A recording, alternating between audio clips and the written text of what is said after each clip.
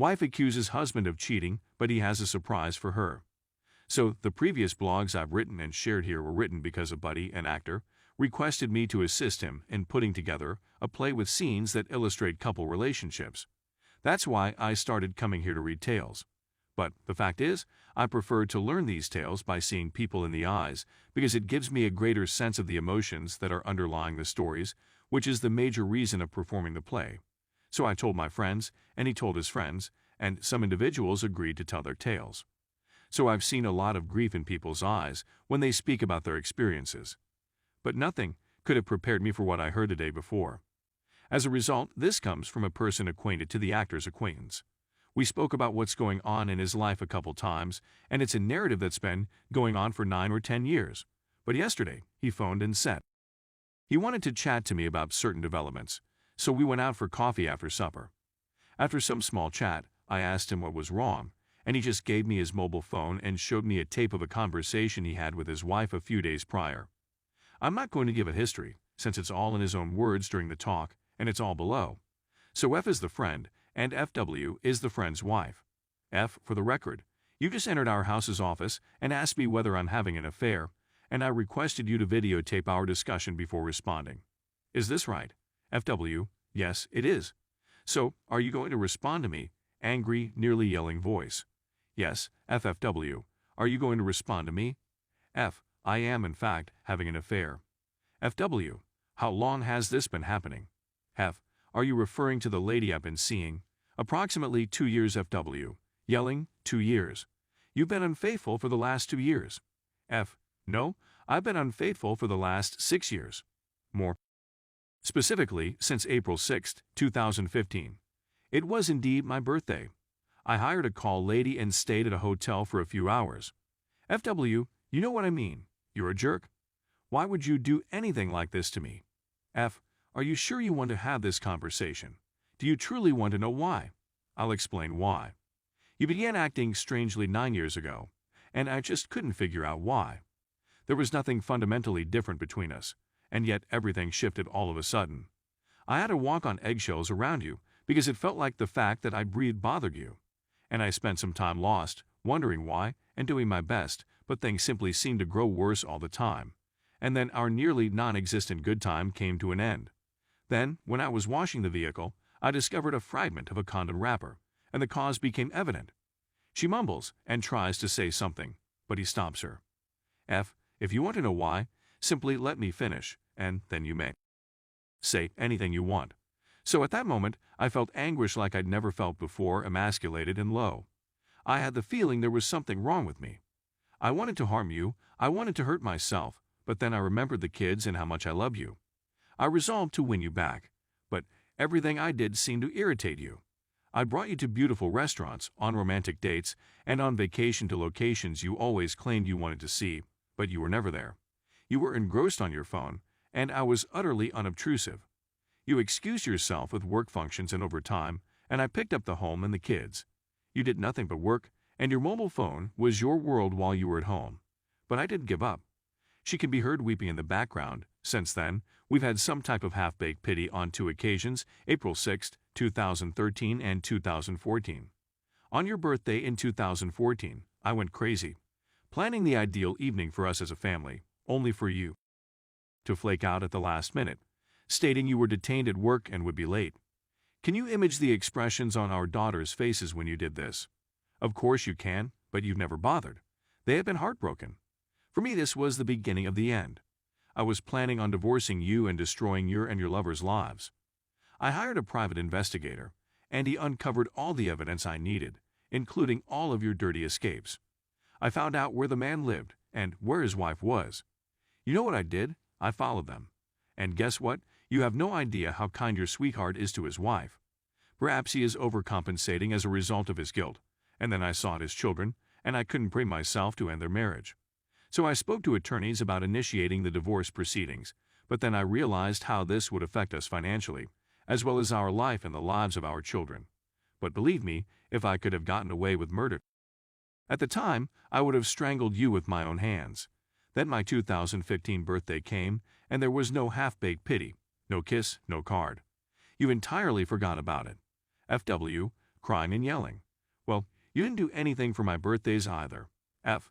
True, but I did not forget about them. I didn't give a damn about them on purpose. But in your instance, I suppose you forgot because I was so irrelevant to you. And if you didn't, we're in the same boat, aren't we? She simply, F. So, that night, I hired an escort and beat her up at the same hotel where you were staying with your partner.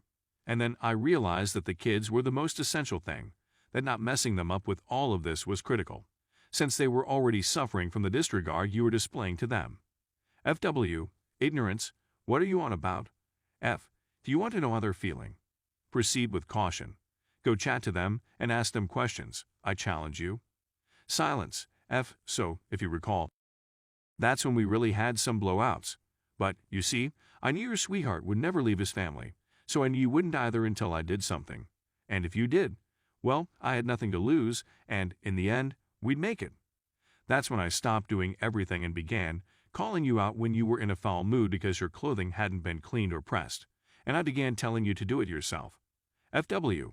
So you've chosen to go behind my back? No, no, no, no, no, no, no, no, no, no, no, no, no, you are entirely incorrect. I never did anything behind your back. I never told you, but I never concealed it either. There was nothing to speak about at first. After 3 years in a lifeless bedroom, I had lost faith that any lady would even glance at me. But I began to regain some self-esteem, began working out more, quit drinking and smoking, began eating better, and began living for the ladies. And guess what? Can you imagine how many divorced soccer mothers there are in the world? After all, it seemed that I wasn't all that horrible. It seemed that the issue wasn't with me, but with you. Then I met my present girlfriend 2 years ago. The kids know her, and she's been to family gatherings when you didn't want to attend. From my side of the family, I'd never taken her to your parents, even though they're aware. FW. Are my parents aware? F. Without a doubt. I informed them. I didn't want rumors to spread or misunderstandings to occur. I wanted them to know what was going on in our life and the lives of their grandchildren. I begged everyone to keep it a secret because I didn't want to disturb our lives. I didn't want the drama, and our marriage was only a piece of paper. FW. Isn't everyone aware of all of this? F. Just the children and our close family. That's why I never went back to your parents' place and stopped inviting you to mine. But, in retrospect, I never kept anything from you. I left Facebook Messenger open. My mail is logged in on our home computer, and my phone has no password. You just didn't care, just as I didn't feel required to inform you. And I didn't care when I fell out of love with you. After all, we didn't even communicate. We went weeks without speaking to one another. We become nothing more than two strangers living under the same house, and that is all we are. She simply, F. I knew this was going to happen. To be honest, I had no idea it would start with you accusing me of cheating. Even you, I believe, can see the hypocrisy. Remember all the phones I've given you for your birthdays throughout the years. Do you believe I did it because I love you? Nope. They were all infected with malware. I've been following your dialogue for at least 5 years, so I know where you've been. When I can even tell you how many times you have in the backseat of your vehicle or his. Then, abruptly, all contact ceased 2 months ago, and I observed how miserable you were around the home since your job suddenly didn't require you as much as it used to. Wonder why? Then I conducted some research and discovered his accident, how he is paraplegic and being cared for by the woman he never intended to leave, how he can't even raise his arms to write you a goodbye text, and I watched how lovely you began to be to our daughters and to me, despite your depression. I had a feeling something was going to happen. So here's how it's going to work. If you wish to get a divorce, I've got 9 years of adultery evidence, and I'm going to take you to the cleaners. If you wish to leave the home but not get divorced, you may, but it is entirely your financial responsibility. I would encourage you to retain things as they are for the time being, at least until our youngest goes off to college in a few years. You can find another lover or have H-ups as long as you are discreet. I realize it will be different now that you are almost 50, and you can always find someone to bone you, but I doubt you'll find someone who wants anything more important. As for me, life will continue as it has for the last 9 years. There was more in the tape, but this was the most crucial section, in my opinion. I asked him if I could transcribe it and publish it here, and he accepted, so he is aware that this has been uploaded. I'm not sure whether he's a Reddit member. How do you feel about his life during the previous 9, nearly 10, years, Since usual, I apologize for any grammatical or spelling issues, as I am not a native English speaker. Edit. It has just come to my knowledge that someone has developed a YouTube video based on this tale. I would appreciate it if the individual who created the video would remove it, since this is copyrighted material for the play. It would have been different if he had approached me about filming a video using what I wrote, but no one contacted me. So remove it, or at the very least, contact me.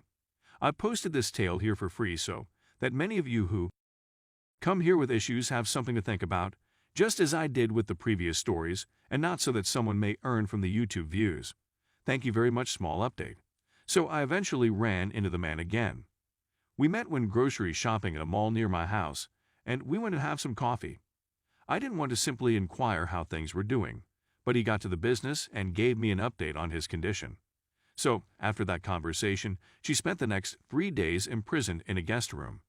She was a horrible wreck when she eventually came out. She asked my buddy if they could chat, and he agreed. They sat in the living room, and she began by apologizing for the whole situation. Only after he said everything did she realize what she had done to her family, how much she hates it, and how much she wants to be a family again. He listened to her and then said she was sorry because it was over. She was sorry because she now had no one, that the way things are now are just a result of the choices she made, that they are no longer a family, that ship has sailed, and that he did not see her as his wife in any way, shape, or form. Then he inquired what she wanted to do. He claims she simply stayed there silently sobbing for a long time before accepting the situation and said she wasn't going anywhere. He told her it was great, but she should seek treatment to help her deal with everything. She proposed couples counseling, and he just informed her they were no longer a relationship. There are just two individuals living under the same roof. The only difference was that they might be cordial and even rekindle their relationship, making living in the home a little more pleasant or not. But it was a decision he didn't have to make. Her choices would decide how things turned out. He told her once again that she was free to find someone else as long as she was discreet about it, and that was the end of it. He claims that she has been the ideal roommate since the conversation. That's all there is to it. Thank you for taking the time to read my story.